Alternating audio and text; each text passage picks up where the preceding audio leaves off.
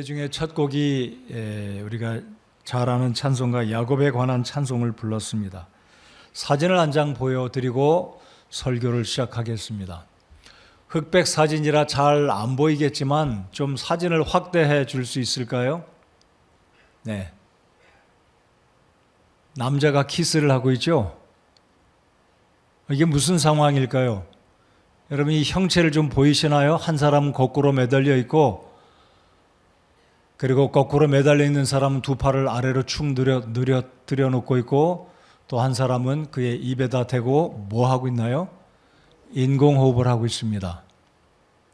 이 사진은 그 유명한 퓰리처 사진을 그 상을 받은 사진인데요. 1968년 굉장히 오래전이죠. 제가 8살 때 찍은 사진입니다. 제가 찍은 게 아니고요. 로코 모라비토라는 사람이 찍은 사진인데 사진의 제목이 생명의 키스입니다. 동성애자들이 아니죠. 절체절명의 순간에 자기 동료가 전선에 문제가 생겼을 때, 그러니까 플로리다 주의 어떤 지역에 정전이 이제 발생해서 이 정전 사고를 고치려고 한 사람이 올라갔다가 그만 전기에 감염돼서 혼수 상태, 거의 죽음에 이르는 상황에서 옆에 있던 동료가 급히 또 올라가서 마우스 투 마우스, 그러니까 이 마우스 투 마우스 입으로 공기를 불어넣어서 생명을 지금 살려내는 아주 절체절명, 그러니까 몸이 끊어지고 생명이 끊어진다라는 것을 절체절명이라고 하지 않습니까? 이런 긴박한 상황에 동료를 구해낸 사진을 찍었는데 이 사진이 유명한 그 상을 받은 사진입니다. 여러분 오늘 본문에 보시면 야곱이 두려워서 모든 가족들이 죽임을 당해야 하는 굉장히 위급한 상황에 하나님께서 야곱에게 나타나서 1절 하반절에 하나님께 제단을 쌓으라. 어디로 가서 제단을 쌓으라고 말씀하십니까? 일어나 베델로 올라가서. 그러니까 지금 이 창세기 35장은 시간적으로 말씀을 드린다면 30년 전의 상황으로 하나님께서 야곱에게 베델로 올라가서 내가 형 에서의 얼굴을 피하여 두려움 가운데 외갓집으로 도망가던 30년 전에 베델로 올라가서 단을 쌓으라라고 말씀을 하십니다. 여러분 이 35장의 사건을 이해를 잘 하시려면은 34장을 읽으셔야 됩니다. 아마 성경을 잘 읽지 않았거나 성경의 사건, 이 야곱의 사건을 잘 모르시는 분은 오늘 집에 돌아가셔서 34장을 펴서 읽어보시면 어떤 상황인지 이해가 되실 것입니다. 제가 사진 한 장 또 보여드리면 지도를 준비했습니다. 이 사진도 조금 확대해 주시면 고맙겠습니다. 여러분 아래쪽으로 내려가서 보시면 야곱이 이제 그의 아버지, 할아버지 아브라함과 이삭과 살았던 지역 이름을 가나안 땅의 남쪽 헤브론 또는 부엘세바에 살았었습니다. 야곱이 부엘세바에 살았다가 그의 아버지 이삭이 연로하여 시력이 떨어지고 눈이 잘 안 보이자 이제 아버지가 죽을 때가 되자 아버지가 이르는 말이 내가 죽을 때가 다 됐으니 첫째 아들 에서에게 내가 좋아하는 음식을 만들어서 가지고 오면 내가 그 음식을 먹고 마음껏 너를 축복기도해 주기 원한다. 이 말을 들었던 그의 아내 리브가가 사랑하는 둘째 아들 쌍둥이 아들 야곱에게 귀띔을 해주고 네가 복을 받아라 해서 아버지를 속이고 형 에서인 채 몸에 털을 바르고 아버지에게 가서 축복 기도를 받아 형을 섭섭하게 한 여러분 일전에 이 야곱이 어떤 일을 벌였습니까? 사냥꾼이었던 형님이 사냥의 어떤 짐승을 잡아오지 못해서 배가 쫄쫄 굶어서 돌아왔을 때 쌍둥이 동생 야곱이 팥죽을 끓이고 있다가 이 팥죽 한 그릇을 내어줄 테니 형의 장자권을 내게 팔아라 해서 장자권을 가로챈 사건 기억하시죠? 두 번의 속임이 있었습니다. 그래서 형 에서는 아버지가 이미 동생에게 축복 기도를 다 해준 그 사건으로 말미암아 화가 굉장히 나서 동생을 죽이리라고 다짐하였을 때 이 야곱은 그 소식을 듣고 목숨을 위해서 외가로 도망을 가는 그 외가로 도망가는 과정 가운데 얼마나 무서웠겠습니까? 자, 지도를 보시면 붉은색 화살을 따라 이제 다시 위쪽으로 올라가 보시면 바단 아람이라는 곳 하란 땅으로, 오늘날로 치면 시리아의 북쪽 지방이 되겠습니다. 거리로 치면 약 690km가 넘는 약 700km로 기억하시면 좋겠습니다. 700km니까 서울 부산 왕복하면 조금 더 되겠죠. 800km가 넘으니까요. 그러니까 아무튼 이 정도의 먼 거리를 야곱이 혼자 도망을 가던 그 위급한 상황 가운데 하나님께서 베델에 잠을 자고 있던 이 야곱에게 나타나서 하나님께서 그와 함께 하시겠다, 내가 너를 안전하게 고향으로 돌아올 때까지 지키겠다는 약속을 해주시는 이 하나님의 약속과 은혜가 있던 이 30년 전의 사건을 하나님은 야곱에게 다시 나타나셔서 말씀해 주십니다. 자, 그러면 왜 야곱이 이런 위급한 순간, 절체절명의 순간을 맞았을까요? 여러분, 지도를 잘 보시면 검은색 화살표를 따라 보시면 거기 중간쯤이 세겜 지역입니다. 세겜. 오늘 창세기 34장 35장에 일어난 이 사건 세겜 지역에서 이 야곱이 외가의 라반의 집에서 양치기로 목동으로 20년간을 생활하는 가운데 11아들이 태어났고 12번째 아들은 사랑하는 아내 라헬의 복중에 지금 있는데 오직 유일했던 딸 디나라는 딸이 이 세겜 지역에 머무는 동안에 세겜 지역에 있는 가나안 딸들, 가나안의 처녀들은 어떠한가 하여 구경을 나갔다가 이 하몰의 아들, 세겜 지역의 추장이었던 하몰의 아들 세겜, 동명입니다. 지역의 이름도 세겜이고 하몰의 아들 세겜이 이 디나를 성폭행합니다. 이 사건을 접했던 이 디나의 오라버니였던 시므온과 레위는 동생이 성폭행 당한 사건을 얼마나 마음이 아팠겠습니까? 보복을 하려고, 원수를 갚으려고 이 세겜 일가 하몰을 이런 제안을 합니다. 당신들의 가족들이, 남자들이 우리처럼 할례를 받으면 우리의 딸들을 당신들에게 내어주고 당신의 딸들을 우리가 맞이해서 결혼하고 우리가 함께 살아가겠다. 사실 이 시므온과 레위는 이 하몰의 일가 모든 남자들이 할례를 받으면 죽이려고 계획을 하고 거짓말로 이렇게 위장을 하게 된 것이죠. 결국 하몰은 이 시므온과 레위 형제들의 제안을 받아들이고 모든 남자들이 할례를 받습니다. 그리고 3일째 되던 날 가장 극심한 고통이 있어서 거동이 불편할 때 레위와 시므온 이 두 형제는 칼을 차고 가서 하몰의 모든 아들들, 남자들을 모두 다 죽여버립니다. 그리고 그 세겜 지역에 있던 하몰의 일가의 재산들을, 가축들을 다 빼앗아 가지고 아버지에게 세겜에 있던 아버지 집으로 돌아오게 됩니다. 이 소식을 뒤늦게 들었던 이 야곱은 두려움을 느끼지 않을 수가 없습니다. 왜 그렇습니까? 이 가나안에 있는 족속들이 연합해서 야곱의 일가를 죽이고자 마음 먹는다면 그것은 일도 아니었기 때문에 야곱은 극심한 두려움을 느끼게 된 것입니다. 자, 그래서 이 야곱이 그런 두려움 가운데 있을 때 하나님이 찾아오셔서 야곱에게, 이 절체절명의 순간에 있던 야곱에게 하나님께서 도움의 길을 열어주시는데 그것이 바로 무엇이냐면 1절의 말씀입니다. 우리 같이 한번 1절을 읽었지만 한 번 더 읽어보시겠습니다. 1절입니다. 시작. 하나님께서 야곱에게 이르시되 일어나 베델로 올라가서 거기 거하며 내가 내 형 에서의 얼굴을 피하여 도망하던 때에 내게 나타났던 하나님에게 거기서 제단을 쌓으라 하시니. 몇 년 전이라고요? 30년 전입니다.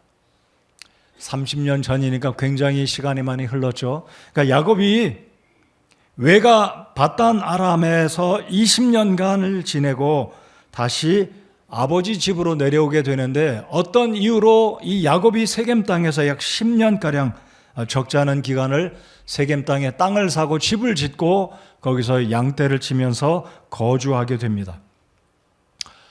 지도를 다시 한번 돌아가 보고, 자, 지도의 오른쪽에 보시면 파란색 더 내려가 주시면 거기가 사해바다이죠. 사해바다 우측에 보면 거기가 바로 야곱의 형 바로 에서가 살던 무슨 산입니까? 세일산.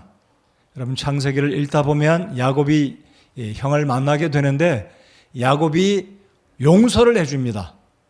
20년 전 그러니까 이 아버지를 속였던 야곱 팥죽 한 그릇으로 장자권을 가르쳤던 이 동생을 죽이려고 했던 이 에서가 자기 집에 있던 400명의 종들을 데리고 나와서 야곱에게 원수를 갚으려고 복수의 칼을 들고 왔던 이 에서가 하나님의 성령께서 그의 마음을 감동하셔서 동생을 끌어안고 눈물로 상봉을 하고 용서를 해주는 장면이 나오지 않습니까?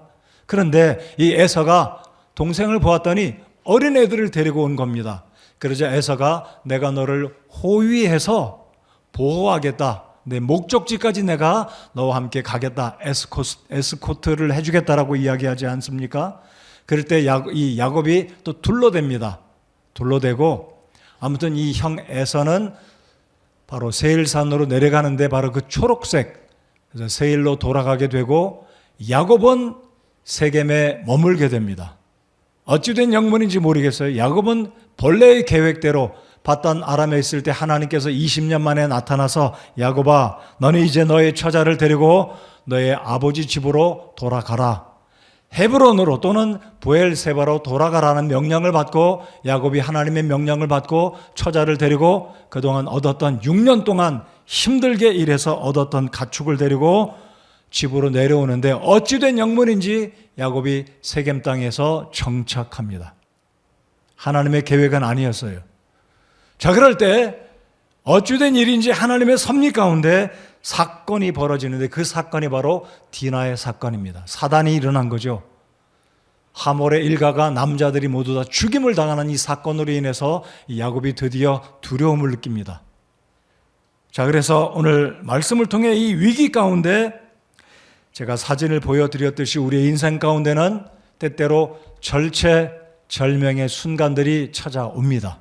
건강의 문제로, 배우자의 문제로, 결혼의 문제로, 재정의 문제로, 사업의 문제로, 진로의 문제로 예기치 않았던 일들이 야곱이 맞이했던 위기의 순간처럼 저와 여러분의 삶 가운데는 기대하지 않았던 뜻밖의 일들이 찾아오게 될 때 어떻게 그 문제를 해결해야만 좋겠습니까?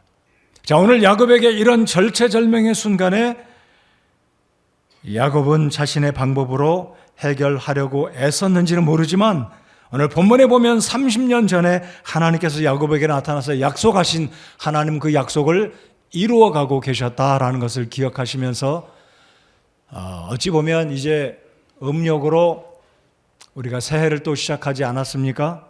우리 인생의 여정 가운데 이런 절체절명의 위기의 순간이 다가올 때 어떻게 하면 이런 위기의 순간들을 해결하고 하나님의 복을 받아 누리는 성도의 삶을 살 것인지 오늘 세 가지를 생각해 보겠습니다.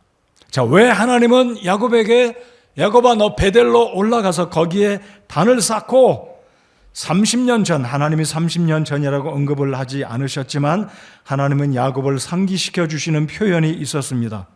그 표현이 무엇일까요? 내 형 에서의 얼굴을 피하여 도망하던 때에 내게 나타났던 하나님에게 거기서 제단을 쌓아라. 야곱은 이 의미의 순간을 탁 알아들었을 겁니다. 내 형 에서의 진노를 피해서 너의 외가로 도망하던 때에 너에게 나타난 그 하나님에게 제단을 쌓아라. 이 의미는 야곱에게 어찌 보면 20년, 30년의 세월을 보내면서 아마 까마득히 잊어버렸을지 모르겠습니다. 사랑하는 아내와 이제 아들들과 부자가 됐던 이 야곱은 아마 30년 전과는 확연히 달라진 모습이었을 것, 아마 그런 것 때문에 아마 야곱은 30년 전 자기가 얼마나 외롭고 두렵고 무서웠는지 아마 기억에서 까마득히 잊어버렸을지는 모르겠습니다. 갈 때는 혼자였습니다. 근데 지금은 부인 둘, 부인의 몸종 합치면 4명의 부인과 11 아들, 그리고 딸 하나, 그리고 복중에는 이제 13번째 아들인지 딸인지는 모르겠죠. 그 당시는 의학이 발달되지 않았으니까. 이렇게 많은 자녀들과 아내와 가족을 이루고 종들까지 데리고 오는 이 야곱의 상황이 얼마나 대단히 변화가 있었습니까? 그런데 뜻밖에도 사건이 벌어진 거죠. 아마 저는 이렇게 봅니다. 이 디나가 외동딸이었으니 얼마나 사랑을 받았을까요? 무남동녀는 아니었지만 11 아들이 있었고 특별히 하나의 딸이 있었는데 얼마나 사랑을 받았겠어요? 아마 오늘 우리 결혼하지 않은 우리 자매들 아마 그런 입장으로 한번 생각해 본다면 이 디나가 얼마나 오빠들과 부모의 사랑을 받았을까? 반면으로 이렇게 상상할 수 있을 겁니다. 외동딸로 자랐으니 얼마나 곱게 오빠들의 사랑을 받고 남동생들 사랑을 받고 또 집안의 꽃이었겠습니까? 그러니까 어찌 보면 이 디나는 어찌 보면 철없이 자기 중심적으로 한껏 사랑받으면서 살았기 때문에 세겜에 머물면서 히브리인의 영적인 면을 조금 떠나서 가나안 땅의 여자들은 어떤 모습일까 구경 갔다가 여기에서 큰 사단이 벌어지게 되었다는 것. 나머지는 구체적으로는 여러분들이 나름대로 상상을 하셔도 좋을 것 같습니다. 자, 이런 위기를 만난 야곱에게 하나님께서 왜 베델로 올라가라고 말씀하셨는지 그 목적이 무엇인지 그 이유가 무엇인지 세 가지를 생각해 보겠습니다. 저와 여러분의 삶 가운데 어떤 위기가 올 때 하나님은 우리에게도 오늘날 같은 맥락으로 말씀하실 수 있다는 것을 전제하시고 저와 여러분에게는 베델이 문자적으로 지형적으로 우리는 베델로 갈 일도 없겠고 갈 특별한 목적이나 이유도 없겠지만 영적인 측면에서는 동일한 이유가 이 속에 들어있다는 것을 기억하시고 우리의 삶에 잘 적용되어지기를 바랍니다. 자, 그러면 첫 번째로 왜 하나님은 야곱이 위기 가운데 있을 때 고난 가운데 있을 때 하나님은 야곱에게 나타나서 베델로 올라가서 단을 쌓으라고 말씀하셨을까요? 첫 번째는 야곱이 고난 중에 받았던 하나님의 약속을 생각나게 하시려고 하나님은 야곱으로 하여금 베델로 올라가라 라고 말씀하셨다고 믿습니다. 자, 여러분 지금 야곱이 고난 가운데 있었고 지금 여전히 고난 가운데 있다라는 사실입니다. 30년 전에 여러분 말씀드렸듯이 야곱은 호롤단신이었습니다. 가진 것도 없었고 재물도 없었고 이때 야곱의 나이가 몇일까요? 결혼 정년기에 둔 20, 30대가 아닙니다. 여러분 나이를 잘 추론해 보면 야곱의 나이는 70이 넘었을까? 70 안팎이었습니다. 물론 그때 당시에 연령은 우리와 다르기 때문에 아무튼 지금의 야곱과 30년 전의 야곱은 재물적으로도 재산적으로도 사람으로도 자기 혼자였던 이 야곱은 이제는 굉장한 부자가 되었고 부인들을 거느리고 아들들만 11 아들을 둔 굉장한 성공한 사람으로 볼 수 있다는 것. 그러나 현실의 지금의 문제는 야곱은 죽음을 피할 수 없는 굉장한 위기 가운데 있었다는 것입니다. 근데 우리 하나님은 야곱을 축복하시기 위해서 이 야곱을 통해서 먼 훗날 그리스도가 오셔서 세계 구속을 이루시기 위한 하나님에게 하나님께서 아브라함에게 주신 아브라함과 이삭과 야곱을 통해서 세계 구속을 이루시기 위한 약속을 이루시기 위해서 하나님은 야곱의 생명을 보존하시고 야곱을 축복하시기 위해서 고난 가운데 30년 전에 이 야곱과 함께 하신 그 하나님의 약속을 상기시켜 주시고자 야곱으로 하여금 베델로 올라가라 라고 말씀하셨습니다. 아마 오늘 이 야곱의 쌍둥이 이 아들로 자랐던 이 야곱과 에사의 관계, 제가 오늘 설교 서두에 말씀드렸던 이 야곱이 아버지의 그 시력이 좋지 않아 연로한 아버지의 시력을 속이고 형 에사라라고 말하고 분장하고 축복을 가로챘던 이 야곱을 하나님께서 복 주시는 하나님의 섭리와 주권은 하나님의 뜻이 있으셨기 때문이다라고 믿지만 자, 어쨌든 이 야곱이 형 에서의 진노, 에서의 노여움을 피해서 외가로 피난을 가야만 했던 이 야곱의 상황을 이해하신다면 하나님께서 이 야곱에게 나타나서 무엇이라고 약속하셨는지 28장 13절, 15절을 우리 한번 이 말씀을 함께 읽어보겠습니다. 28장, 성경이 있으신 분은 28장을 열어주시고 13절부터 15절까지 읽어보시겠습니다. 앞에 모니터와 스크린을 통해서 또 함께 읽기 원하시는 분들은 30년 전 이 야곱이 형 에서를 속이고 외가로 도망갈 때의 상황이 어떠했었는지, 하나님께서 야곱에게 어떤 약속의 말씀을 30년 전에 주고 계셨는지 같이 한번 읽어보겠습니다. 시작. 또 보라, 주께서 그 위에 서서 이르시되 나는 주니 곧 내 조상 아브라함의 하나님이요 이삭의 하나님이니라. 내가 누운 땅을 내가 너와 내 씨에게 주리니 내 씨가 땅에 티끌같이 되어 내가 서쪽과 동쪽과 북쪽과 남쪽으로 널리 퍼지며 너와 내 씨 안에서 땅의 모든 가족들이 복을 받으리라. 또 보라, 내가 너와 함께 있어 내가 가는 모든 곳에서 너를 지키며 너를 이 땅으로 다시 데려오리라. 내가 내게 말한 것을 행할 때까지 너를 떠나지 아니하리라 하시니라. 아멘. 30년 전에 하나님은 야곱에게 이와 같은 약속을 해 주셨습니다. 그리고 이 약속을 하나님이 계속 이루어 오고 계셨다라는 것, 그리고 아버지 집으로 돌아오기까지 하나님이 야곱을 떠나지 아니하겠고 그를 지켜주심으로 말미암아 야곱의 아버지 이삭에게 그리고 그의 할아버지 아브라함에게 약속하신 언약, 즉 먼 훗날 이 땅 위에 예수 그리스도가 오실 것을 이루어 주실 것이라는 약속을 하나님은 아브라함과 이삭과 야곱 3대에 걸쳐서 약속해 주셨다라는 것을 하나님은 상기시켜 주십니다. 바로 그 약속의 장소가 베델이었습니다. 베델. 그래서 이 베델은 베들레헴과 연관된 베스엘, 베이트엘, 하나님의 집이라는 곳이 바로 베델이라는 곳입니다. 그래서 이 베델은 야곱에게 있어서 굉장한 축복의 땅, 매우 특별한 땅이었습니다. 본래 이 지역의 이름은 또 다른 이름이 있었지만 하나님이 야곱에게 나타나서 약속하신 이후로는 이 지역의 이름이 베델로 바뀌어졌습니다. 그래서 구약 성경이든 신약 성경이든 이스라엘 사람들에게 예루살렘 다음으로 중요한 지역이 바로 베델이었습니다. 그렇게 유명한 장소, 야곱이 고난 가운데 있었을 때 하나님의 약속을 받았던 약속의 땅 베델이었습니다. 그래서 하나님은 이 사면초가 있었고 절체절명의 이 가나안 족속들에게 죽임을 당할 수 있는 이 위기 가운데 하나님은 야곱에게 상기시켜 주시려고 베델로 올라가라라고 한 것입니다. 여러분이 인생 가운데 어떤 여행을 할 때, 어떤 지역을 다녀오셨을 때 추억에 남는 장소가 있으시지 않습니까? 아니면 여러분의 고향, 여러분이 태어나신 곳, 아마 북쪽에서 내려오신 분들은 오매불망 북쪽을 생각하시겠지만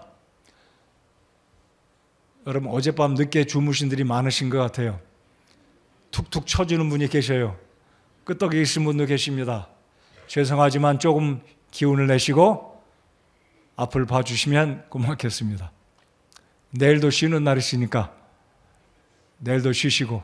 자, 하나님은 이 베델을 야곱에게 상기시켜 주시는 첫 번째 목적이 뭐라고요? 중요한 약속. 내가 너와 함께 하겠다. 저를 따라서 해주시면 고맙겠습니다. 하나님께서 나와 함께 하십니다.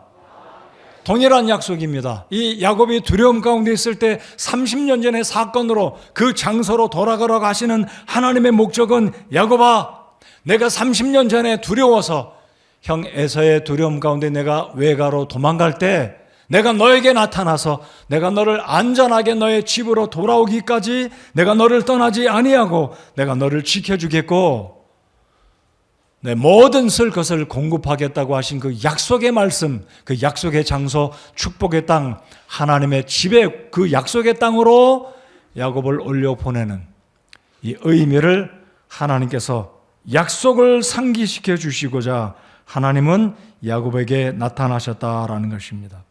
자, 오늘 이 본문의 이 사건을 생각하면서 이 시간에 이제 여러분을 한번 생각해 보시기 바랍니다. 내가 오늘 당면한 위기가 있다면 어떤 위기가 있는가?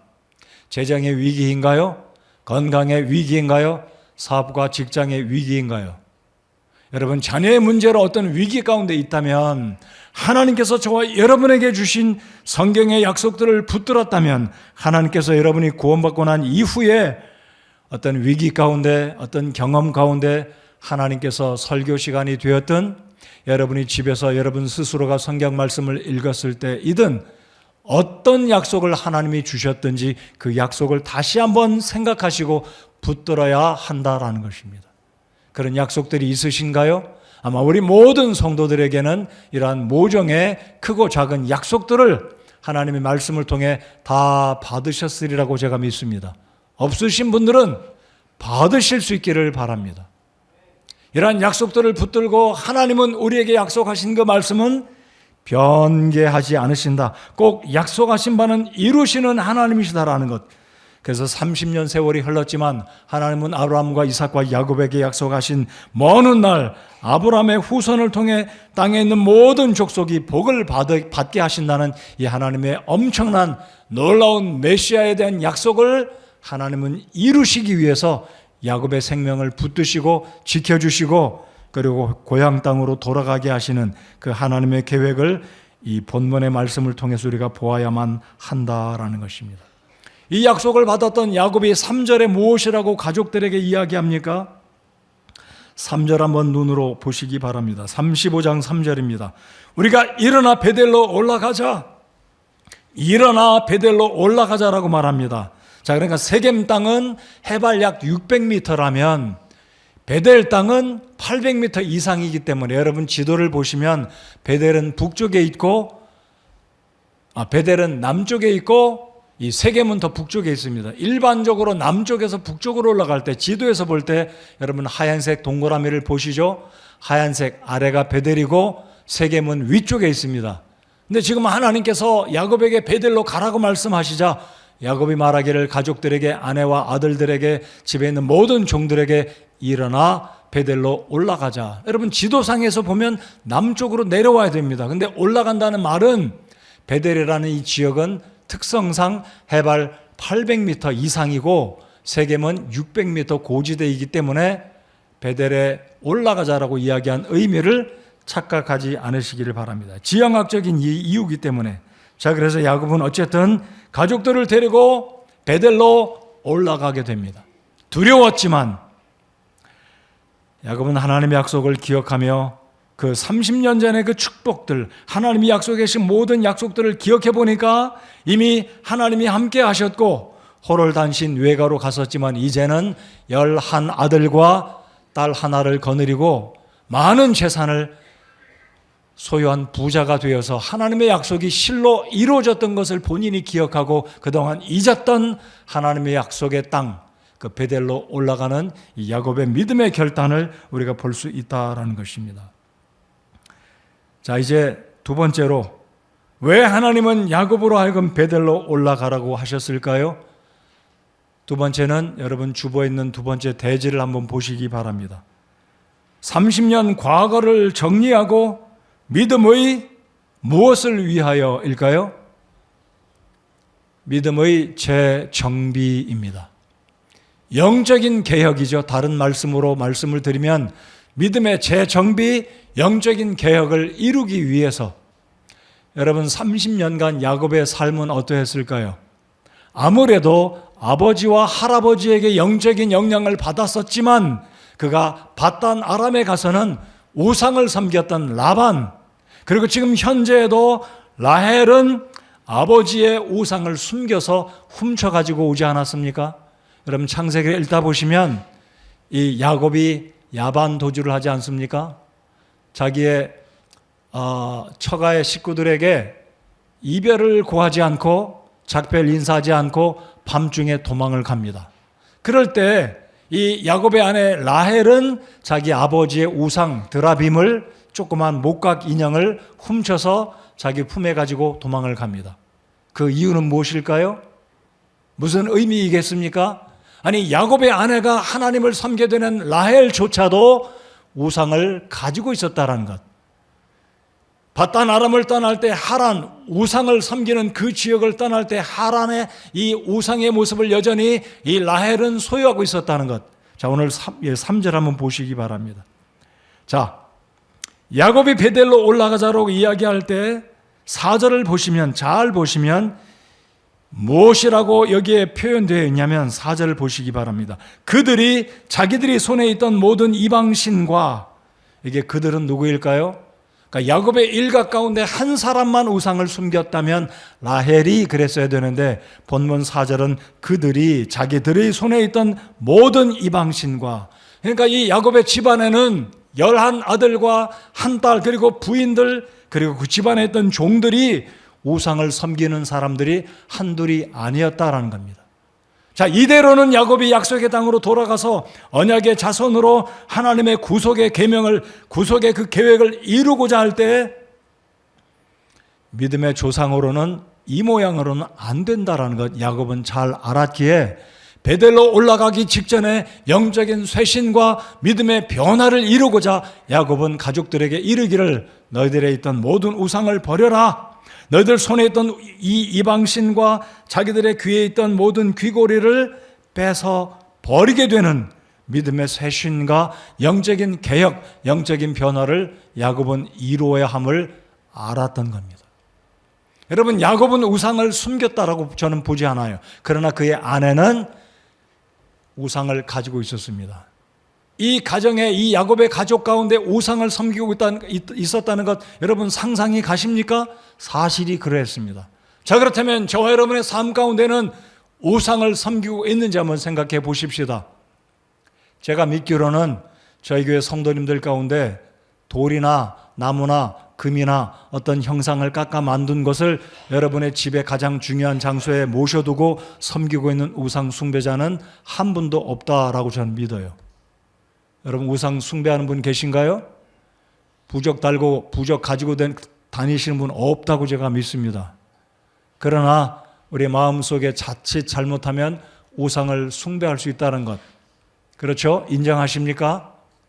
돈이 우상이 될 수 있고요, 여러분의 아들, 딸이 우상이 될 수 있고요, 여러분의 재산과 여러분의 사업이 우상이 될 수 있음을 우리는 인정하고 있습니다. 그렇습니까? 자, 우리가 하나님을 만나 하나님의 약속을 이루며 하나님께 영광을 올려드리는 주의 백성이 되기 위해서는 오늘 야곱이 위기를 만났을 때 베델로 올라가기 직전에 믿음의 쇄신, 영적인 개혁을 이루어야 함을 야곱이 알았기에 가족들에게 이렇게 이야기하는 것입니다.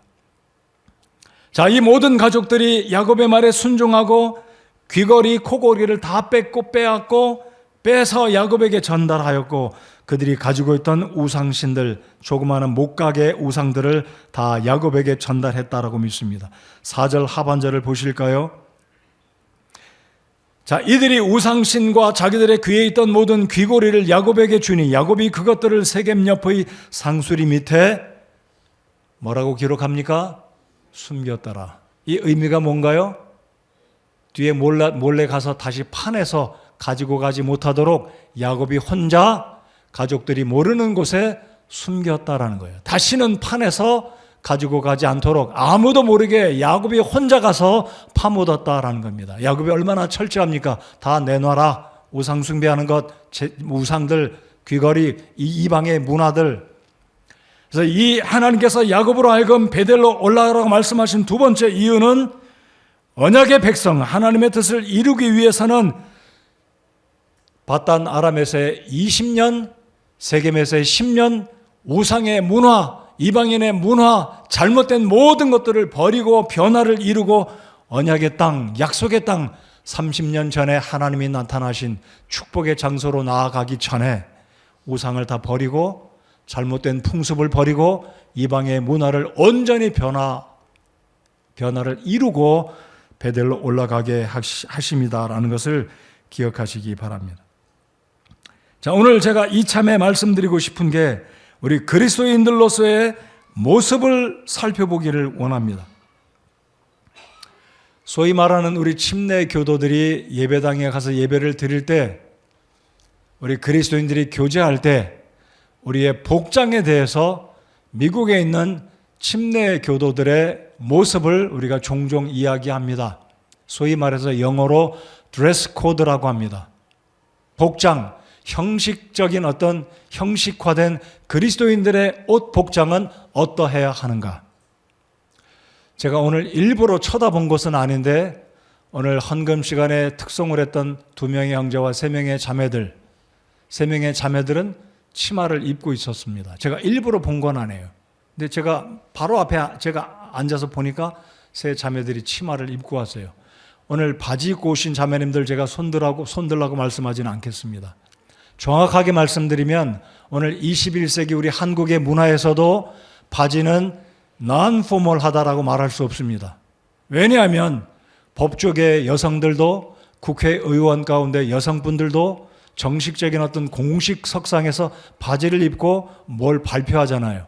그러니까 우리 한국 문화에서 오늘 이 시대에 여성들이 치마를 입는 것은 포멀한 거고 여성들이 바지를 입는 것은 non-formal하다, unformal하다라고 말할 수는 없다라는 것입니다. 그러나 우리 한국의 전통으로 그리고 우리 기독교의 성경적인 일반적인 우리 그리스도인들의 복장에 대해서 말씀을 드린다면 남자들은 예배하러 올 때 성인들이라면 깨끗한 셔츠를 입고 넥타이나 정장이 없다면 춘추복이 없고 추동복만 있다면 겨울 때 양복이 없지 않습니까? 그럴지라도 깨끗하게 정장을 가급적이면 예의를 갖춘 옷으로 나오는 것이 바람직하겠고요. 우리 자매님들 같으면 가급적이면 세속적인 그런 현란하고 사치스러운 그런 모습이 아니라 하나님 앞에 복스럽고 단정한 모습으로 하나님 앞에 나와서 예배를 드려야 된다는 것이 오늘 본문의 말씀을 볼 때 우리가 이런 부분도 적용해야 된다라고 저는 믿기 때문에 이 말씀을 참조로 제가 말씀을 드리는 것입니다. 자, 오늘 말씀을 한번 또 한 구절을 보시면 어디에 있는 말씀을 보시냐면 자, 야곱이 가족들에게 이야기할 때 2절을 다 같이 한번 읽어 보시겠습니다. 35장 2절입니다. 자, 읽겠습니다. 시작. 그때 야곱이 자기 집안 사람들과 자기와 함께한 모든 자에게 이르되 너희 가운데 있는 이방 신들을 내버리고 정결하게 하고 옷을 갈아입으라.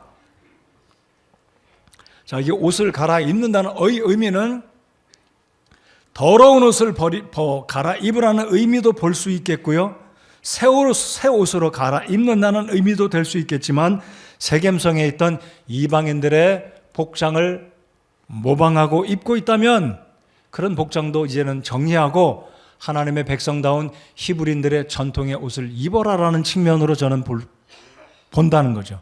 자, 무엇이 여기에 옷을 갈아입으라 이 의미를 정확하게 저희들이 이 본문에서는 이해할 수는 없지만 영적인 측면에서 우리가 하나님 앞에 예배하는 그리스도인들이라면 우리 자매님들 특별히 우리 형제님들 하나님 앞에 예배하러 올 때는 특별히 이런 컬러가 이런 복장이 성경적입니다 라고 제가 제안을 드릴 수는 없습니다. 그러나 우리 마음의 태도로 정성을 다한 복장으로 특별히 제가 강조해 드리고 싶은 것은 세속적인 모습이 아닌 그런 스타일로 정장을 갖추고 성의를 갖추고 예의를 갖춘 성의를 다하는 마음으로 자세로 그런 복장으로 주님 앞에 나와서 예배를 드려야 된다라는 것입니다. 동의가 되시는지 모르겠습니다. 이해가 되어지시기를 바랍니다.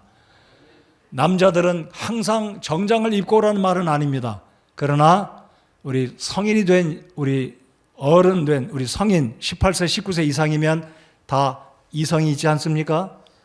주일날 예배로 올 때 최고의 복장으로 성의를 가지고 예의를 갖춰서 그런 복장으로 예배하러 오시기 바랍니다. 추리닝 바람 이거 안 됩니다. 그래서 정장으로 성의를 갖춰서 그래서 이 야곱의 영적인 변화 이 믿음의 쇄신은 복장도 바뀌었고 우상신들 다 버리고 귀걸이도 다 빼고 하나님을 예배하러 가는 베델로 올라가기 직전에 바로 이 야곱 이 가장이었던 이 야곱은 자기의 가족들 부인들 아들 딸들 이 모든 세겜의 문화 이방의 문화 가나안의 문화 더 나아가서 바단 아람의 하란의 문화를 다 버리고 하나님의 백성의 모습으로 돌아와서 하나님을 만나러 갈 채비를 단단히 하고 베델로 올라갔다라는 것입니다. 우리 자매 여러분들 청년 여러분들 때때로 사역자들이 제가 특송하러 여기에 올라올 때는 바지는 가급적 입지 말고 올라오라고 말씀을 드리는데 그 부분도 이해해 주시기 바랍니다. 여기 올라올 때만 바지는 안 되고 여기 앉아서 예배할 땐 바지 입어도 된다는 의미가 아닙니다. 제 의미를 하나는 알고 둘은 모르지 마시고 잘 이해하시고 우리 하나님 앞에 예배드리러 오는 우리 모든 성도들의 이 마음과 태도가 복장에 관계되어 있기 때문입니다.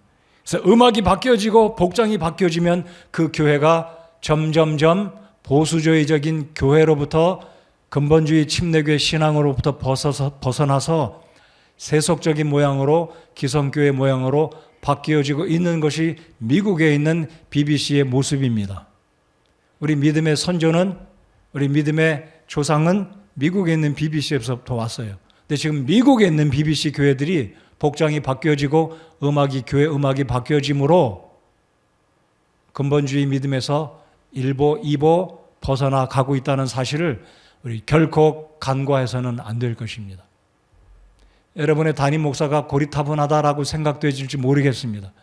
그렇지만 저는 여전히 우리 교회 성도님들이 침례교회 성도들로서 하나님 앞에 예배로 오실 때 정성된 몸과 마음으로 복장도 마음도 우리 마음속에 혹시 우상이 있다면 이 우상도 내어버리고 고난의 때에 하나님을 만나러 나아갈 때 영적인 우리의 베델로 나아갈 때 우리 몸도 마음도 정신 상태도 오늘 본문에 나와 있는 이 야곱이 가족들의 모든 모습을 쇄신하고 변화를 이루어서 베델로 올라갔던 것처럼 그런 몸과 마음과 태도로 하나님 앞에 나아가야 된다라는 사실입니다.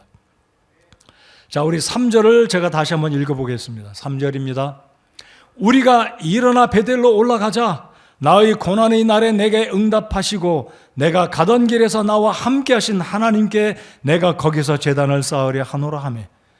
여러분, 야곱 혼자만 대표로 올라간 게 아닙니다. 야곱 혼자만 올라간 게 아니라 이 가족, 믿음의 공동체, 생명의 공동체인 야곱의 모든 일가들이 아니 그의 종들까지도 모두 다 베델로 올라가게 될 때 야곱이 무엇이라고 고백합니까? 나의 고난의 날에 내게 응답하시고 내가 가던 길에서 나와 함께 하신 하나님께 내가 거기서 제단을 쌓으려 하노라. 지금 야곱은 얼마나 엄숙하고 하나님을 향한 기대하는 마음, 몸과 마음을 변화를 이루고 하나님께 30년 전에 자신에게 나타나서 약속하신 그 하나님을 감사하고 복을 받으려고 위기의 문제를 해결하려고 야곱이 지금 베델로 올라가려는 이 시점에서 준비를 단단히 하고 있는 이 야곱의 무장, 그의 마음의 상태, 영적인 쇄신의 이 상태를 우리가 본받아야 한다라는 것입니다. 자, 그래서 두 번째로 야곱이 왜 베델로 올라가야만 했었는지 하나님은 두 번째 이유로 이 야곱의 삶에 있었던 잘못된 습관들, 세속적인 문화들, 우상을 숭배하는 잘못된 가족들의 모든 것들을 변화를 이루고 새롭게 변화를 이루어서 베델로 올라가 쇄신하고 다시 보엘세바 또는 헤브론으로 내려가서 하나님의 방백으로 메시아의 조상으로 12아들들을 거느리는 12지파의 조상으로 하나님께서 이 야곱을 들어 쓰시기 위해서 하나님이 베델로 올라가라 라고 명령하셨다라는 것입니다. 자, 이제 끝으로 세 번째, 왜 하나님은 이 위기에 있던 야곱에게 베델로 올라가라고 말씀하셨을까요? 세 번째 이유는 야곱은 이스라엘의 12민족을 거느리는 조상으로 삼아 주심으로 하나님의 구속의 계획을 이루시게 하시기 위해서 하나님은 야곱을 베델로 올려 보내시기 원했던 것입니다. 자, 우리 6절, 10절, 22절부터 26절까지 보면 제가 오늘 설교 서두에 말씀드리기를 야곱의 아들이 몇이었다고요? 11아들이었습니다. 여러분, 장차 천국에 들어가면 12사도와 12지파를 상징하는 천국의 12기둥과 12기초, 12대문을 요한계시록에서 읽으실 텐데요. 12지파가 있어야지만 하나님의 구속의 계획 가운데 이스라엘 지파가 형성될 수가 있는 것입니다. 근데 지금까지 베델로 올라가기까지는 11아들, 완벽하게 12지파의 조상이 아직 구성이 되지 않았습니다. 이런 상태에서 야곱이 만약에 죽임을 당한다든지 11아들이 가나안의 족속들에게 죽임을 당한다면 하나님의 언약의 약속, 하나님의 구속의 계획은 수포로 돌아갈 뿐만 아니라 하나님은 거짓말장이가 될 수도 있다라는 것입니다. 그렇기 때문에 하나님은 아브라함에게 약속하신 언약을 이루시기 위해서 아브라함과 이삭과 야곱 이 세 명의 족장을 반드시 12지파의 조상으로 삼기 위해서는 하나님은 베델을 떠나 그리고 헤브론으로 내려가, 그래서 세겜을 떠나 베델을 거쳐 약속을 다시 한번 재확인하고 헤브론으로 내려가는 것이 하나님의 큰 그림에서 보는 구속의 계획이었다라는 것입니다. 자, 우리 다 같이 35장 5절을 읽겠습니다. 자, 5절에 이스라엘 이 12지파의 조상들이 되었던 야곱이 아들, 딸을 데리고 베델로 올라가게 되는데 어떤 사건이 벌어지는지 5절을 다 같이 읽겠습니다. 시작. 그들이 이동할 때 그들의 사방 도시들 위에 하나님의 두려움이 임함으로 그들이 야곱의 아들들을 추격하지 못하였더라. 이게 무슨 의미인가요? 하몰도 죽었습니다. 하몰의 아들 세겜도 죽었습니다. 하몰에 집안했던 모든 남정네들, 성인들은 다 죽었어요. 피바다가 된 이 소식이 가나안 땅에 퍼지지 않았겠습니까? 이것은 상식적입니다. 하몰의 일가가 하루아침에 레위와 시므온 두 사람에 의해서 모두가 도륙당했던 사건이 가나안 일대 호외의 뉴스였습니다. 다 퍼졌습니다. 그렇다면 이 야곱이 말했던, 야곱이 지레짐작하고 너무나 겁쟁이였기 때문에 두려움에 빠져서 이런 말을 한 것일까요? 결코 그것이 아니었을 겁니다.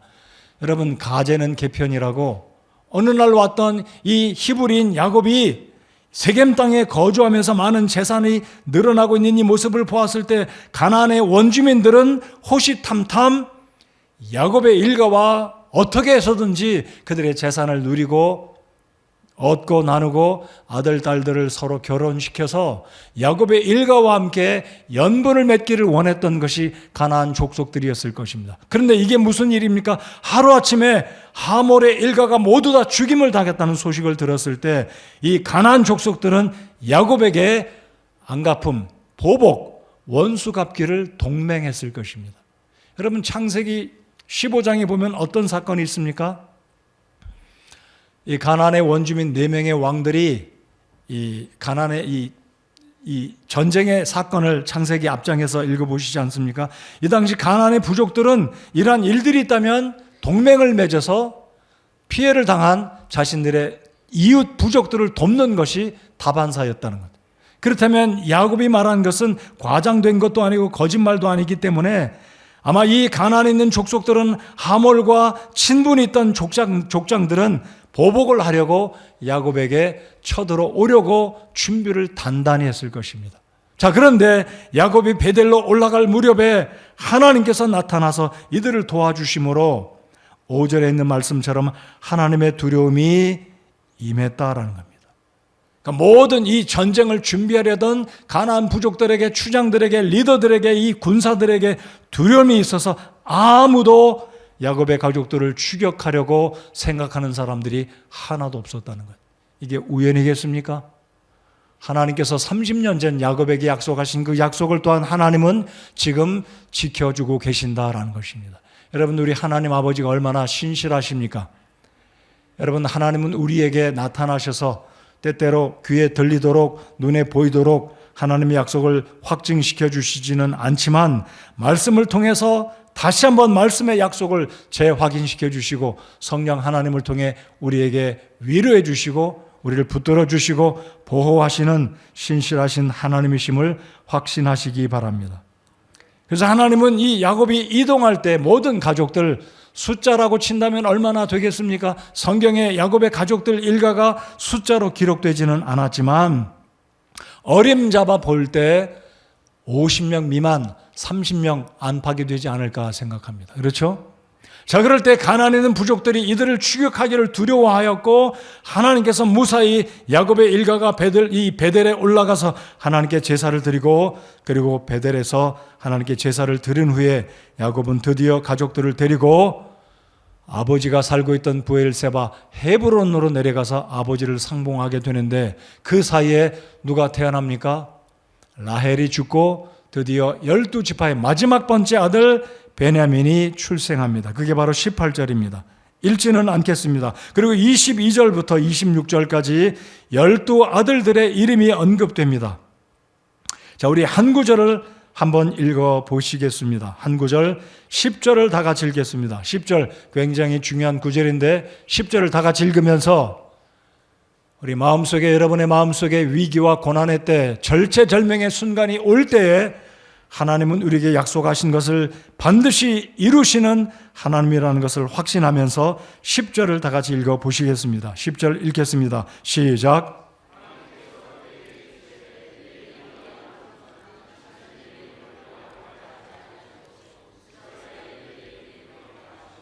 그분께서 그의 이름을 이스라엘이라 하시며, 아멘. 여러분, 야곱의 이름의 뜻을 알고 계십니까? 제이콥과 이름과 이 연관된 의미 여러분 기억하시죠? 저를 안 보신 분은 제가 어떻게 했는지 모르실 거예요. 이거는 좀 소극적인 것 같아요. 이렇게 야곱의 뜻이 무엇인가요? 빼앗는 자, 움켜쥐는 자.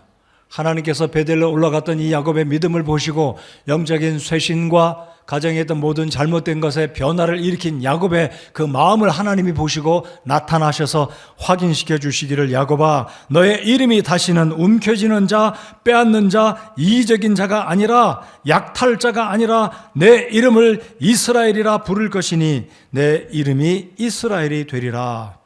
하나님과 겨루어 이긴 자, 이스라엘. 지금도 이스라엘의 이름의 뜻은 바로 야곱에서 비롯됐다는 것 여러분 알고 계시지 않습니까? 그리고 22절에서 26절까지 이 12 아들의 이름이 기록되어 있습니다.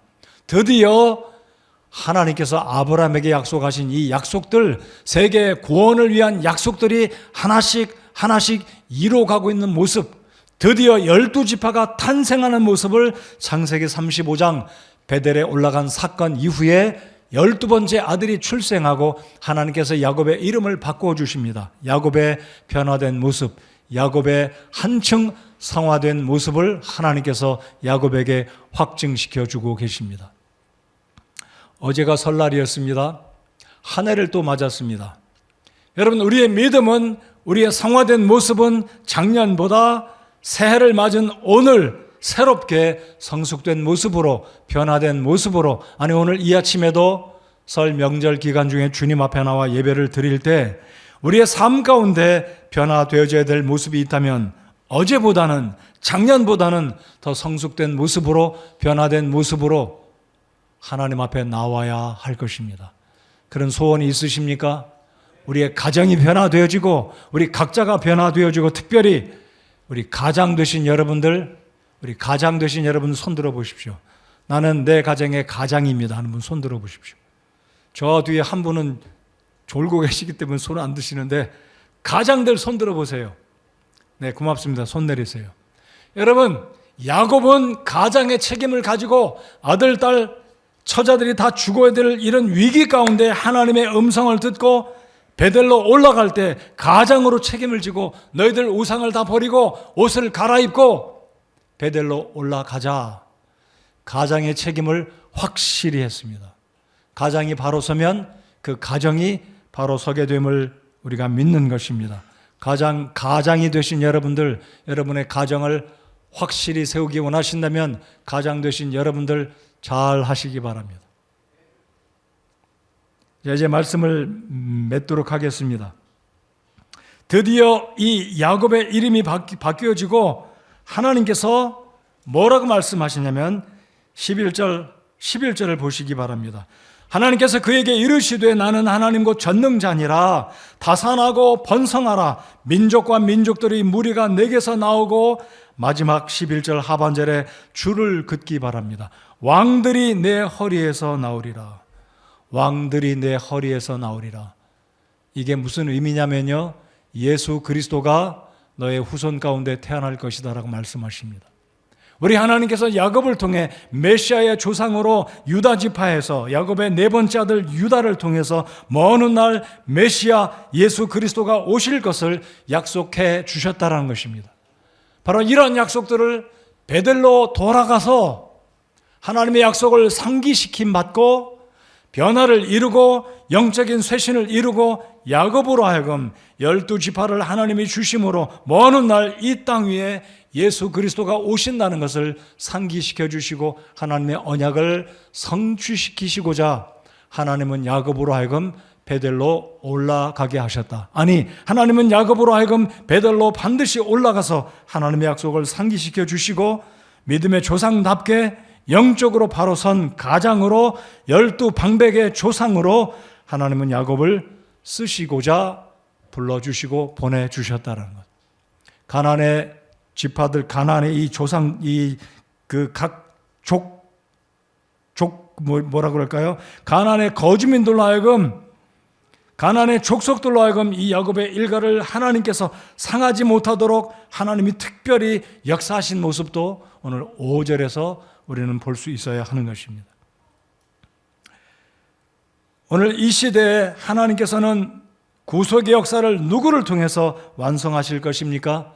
바로 교회를 통해서 약속을 이루실 것임을 믿으시기 바랍니다. 하나님은 아브라함과 이삭과 야곱을 통해서 하나님께서 창세기 3장 15절에 아담과 하와에게 언약하셨던 여인의 후손으로 오실 예수님을 약속하셨다면 이제 아브라함과 이삭과 이 야곱을 통해 약속을 이루어 가셨고 최종적으로는 오늘 이 시대에 교회를 통해서 하나님은 이 구속의 역사를 완성하실 것입니다. 그 교회는 바로 저와 여러분을 통해서 세상의 구속을 완성하실 것을 믿고 우리 하나님께 감사하시기 바랍니다. 저와 여러분을 통해서 우리 교회를 통해서 복음을 증거케 하실 것이고 땅끝까지 이르러 예수 그리스도의 복음을 증거케 하셔서 하나님은 온 세상에 있는 모든 사람들 한 명이라도 멸망받기 원치 아니하시는 하나님은 교회를 통해서 이 엄청난 축복의 역사를 이루어 가실 것을 믿고 확신하시면서 그 과정에 저와 여러분이 우리 교회가 쓰임받을 수 있다는 확신을 가지시는 저와 여러분 모두가 되시기를 바랍니다. 오늘 야곱은 세겜에서 10년간을 머물고 지체하였습니다. 바단 아람에서 하나님께서 야곱아 일어나 내 처자를 데리고 너의 아비 집으로 돌아가라. 하나님의 구속의 계획 가운데 하나님의 시간표에 야곱은 더 이상 바단 아람에 머물러서는 되지 않는 것이었습니다. 그래서 하나님은 야곱을 약속의 땅, 아버지의 땅, 할아버지의 땅으로 돌아가서 조상들에게 받았던 언약의 약속을 이루어가고 하나님의 뜻을 이루어가는 그 약속의 장소에 있어야만 했기 때문입니다. 우리가 있어야 할 곳은 우리에게도 영적인 베델입니다. 우리가 있어야 될 곳은 세겜이 아닙니다. 여러분 혹시 세겜에 머물고 계시면서 거기에 나 좋아라, 부인도 있고 가축도 많고 아들들도 든든하니 이 세겜 땅에서 집 짓고 가축을 번성시키고 행복하게 즐겁게 잘 살자, 이것이 아니었습니다. 하나님은 야곱이 세겜 땅에 머무는 것 원치 않으셨습니다. 그래서 디나의 사건이 일어났는지도 모르겠습니다. 하나님은 합력해서 선을 이루시기 때문입니다. 성도 여러분들 기억하십시오. 왜 내 삶에 고난이 찾아왔는가? 하나님은 고난을 통해서도 말씀하시기 때문입니다. 고난은 축복입니다. 고난이 아니었다면, 디나의 사건이 아니었다면 야곱은 베델의 약속을 까마득히 잊어버리고 자신이 소유한 부로 말미암아 아들들로 말미암아 끝까지 노후를 세겜 땅에서 살았을 것입니다. 여러분 세겜 땅에 머물고 있다면 베델로 당장 올라가십시오. 우리의 베델은 이스라엘 땅의 베델이 아니고 우리의 베델은 교회입니다. 믿음의 자리입니다. 하나님을 예배하는 하나님의 약속의 땅, 이 말씀 안에서 거하는 영적인 삶의 그 장소, 바로 그것이 저와 여러분이 거주해야 할, 돌아가야 할 베델이다라는 것을 오늘 음력으로 새해 첫날 오늘 이 아침의 메시지는 바로 그것입니다. 세겜에서 떠나서 베델로 올라가십시오. 물질로 안주하지 마십시오. 세상의 재미에 약속의 땅에 가지 말고 중간에 머무는 옆길로 새는 그런 일이 없는 우리 모두가 되어야 할 것입니다. 하나님의 약속을 기억하십시오. 영적인 쇄신을 기억하십시오. 하나님은 이스라엘 민족들을 12지파를 완성하심으로 드디어 세계 구속을 위한 또 다른 약속의 언약을 성취하셨다는 것 꼭 기억하시고, 하나님께서 우리에게 귀한 교회 주신 것, 건강한 성도로, 그리고 건강한 교회가 되어서 하나님의 뜻을 이루어드리는 우리 성서 침례교회와 저와 여러분 각자 모든 우리 교회 성도님들 다 되시기 바랍니다.